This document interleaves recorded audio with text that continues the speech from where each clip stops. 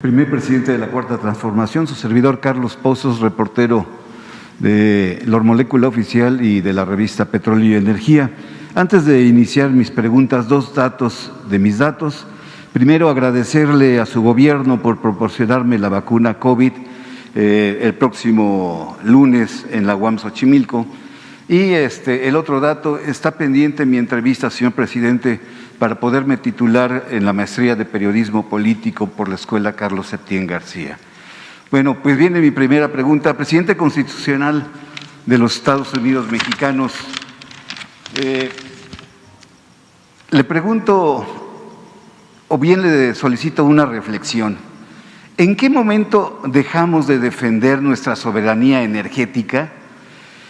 ¿Qué nos pasó como país para olvidar que la electricidad es un recurso estratégico con el cual prácticamente se mueve todo? Hace apenas 15 años, México producía toda la energía eléctrica que necesitaba. Hoy ya dependemos de empresas privadas españolas para abastecer al país de la energía. Y en esta coyuntura, señor presidente, vemos a medios de comunicación, vemos a voceros de la otrora prensa oficial, abogados y a diferentes actores sociales en defender la dependencia energética. Vemos la defensa de los intereses privados y no del interés público, presidente. La verdad, ¿son estas empresas tan poderosas como para pretender someter a un país? La verdad, los mexicanos vamos a terminar pagando la energía a unas cuantas empresas. ¿Qué nos pasó, señor presidente? ¿Cuándo la CFE volverá a ser el otro motor de México? Mire, hay un dicho que dice que lo que no suena lógico, suena metálico. Y esto es lo que aplica para el caso de la industria eléctrica. Se decidió entregar el mercado de la industria eléctrica a particulares desde el tiempo de Salinas para hacer negocios a costillas del erario. Así de sencillo. Y fueron preparando el terreno, como lo hicieron en otras privatizaciones. Yo recuerdo que en ese entonces hablaban de que nos íbamos a quedar sin luz.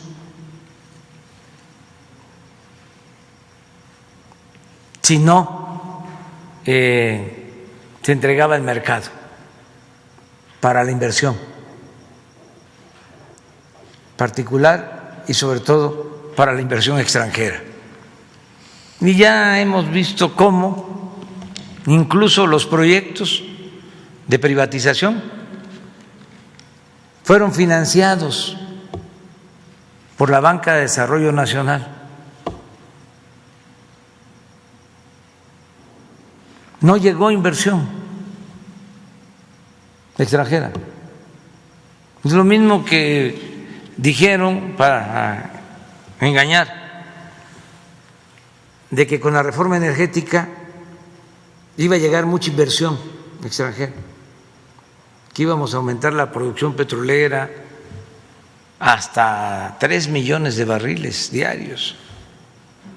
Se entregaron los contratos, no llegó inversión extranjera y desde luego no hay los 3 millones de barriles diarios. ¿Saben cuánto están extrayendo los que recibieron los contratos? 20,000 barriles diarios.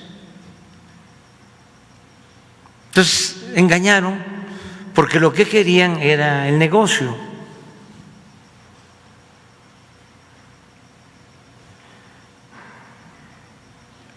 Fue a partir de Salinas. Y esta política la continuaron, por eso también fue un fiasco lo de la llamada alternancia en el 2000,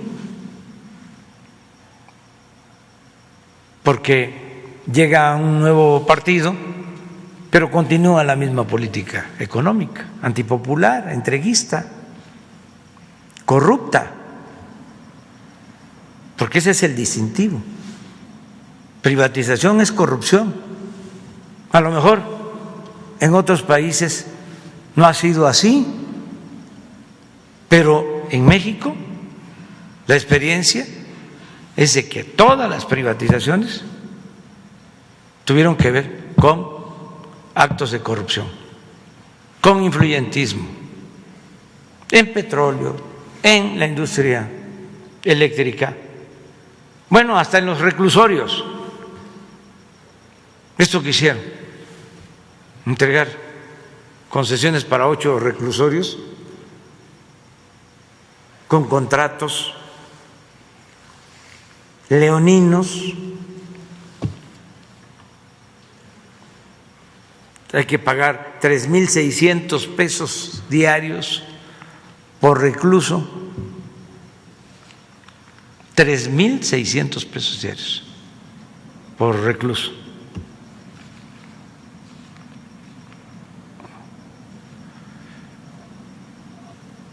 Y los reclusorios que construyeron, a los 20 años que se termina el contrato, no pasan a ser del gobierno, sino siguen siendo propiedad de particulares. Pero así como eso, los ductos del gas, todo. Entonces, ¿cuándo entra la corrupción? Con el modelo neoliberal,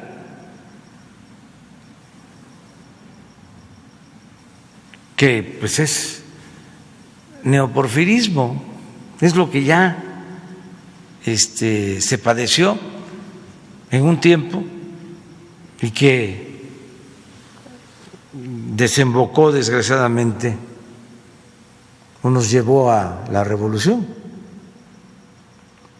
Ahora se está acabando con la política neoliberal y afortunadamente se está logrando la transformación de manera pacífica. Muy profunda esta transformación, por eso los trae alterados. Y no nos vamos a cansar de ofrecer disculpas, ¿no? O sea, si estas acciones les causan molestia, pero deben de entender que ya se acabó. Estaban destruyendo por completo al país. No lo lograron porque no les dio tiempo. Me decía un adversario en una plática, ¿y cómo le va a hacer para sacar adelante a México? Y le respondí, pues con lo que nos dejaron, porque después de la revolución pues se tenía el petróleo, la electricidad, las minas, los ferrocarriles, los bancos. Desmantelaron todo, se llevaron todo, pero algo dejaron. Un ejemplo clarísimo sobre lo que estoy planteando es el caso de los ferrocarriles. Entregaron todos los ferrocarriles, la mayoría de las líneas férreas. Acabaron con los trenes de pasajeros, que se empezaron a utilizar desde la época del presidente Juárez. Se inició la construcción del primer ferrocarril de la Ciudad de México a Veracruz, 600 kilómetros, lo terminó el presidente Lerdo. Y luego el propio presidente Porfirio Díaz construyó 20,000 kilómetros de vías férreas, se comunicó todo el país. Claro, ahí fue el primer FOBAPROA, porque las empresas extranjeras que construyeron los ferrocarriles fueron rescatadas durante el porfiriato. Y llegó a tanto que se les liquidó a las empresas extranjeras, dueñas de los ferrocarriles en ese entonces, pero siguieron esas empresas operando los ferrocarriles. O sea, los operadores del ferrocarril, aunque ya era de México, eran estadounidenses, era personal de Estados Unidos. Es hasta que triunfa el presidente Madero que se decide que sean los mexicanos los que administren lo que era de ellos, lo que ya se había pagado. Bueno, en esta nueva etapa de entreguismo, por eso hablo de que neoliberalismo es neoporfirismo, en esta nueva etapa, como no les importaba el sureste, lo único que dejaron fue el ferrocarril del sureste y el ferrocarril del istmo. Dejaron esos ferrocarriles sin privatizar. Del istmo al norte, nada. 2 empresas extranjeras se quedaron con más de 20,000 kilómetros de vías férreas. Y desde luego, como dije, desaparecieron los ferrocarriles de pasajeros, los trenes de pasajeros. Entonces, ¿cómo estamos sacando adelante al país? Pues con lo que nos dejaron. El derecho de vía del ferrocarril del istmo, el derecho de vía del ferrocarril del sureste. En el caso de la Comisión Federal de Electricidad, la política era ir cerrando las plantas. No le daban mantenimiento a las plantas para que se convirtieran en chatarra y las iban cerrando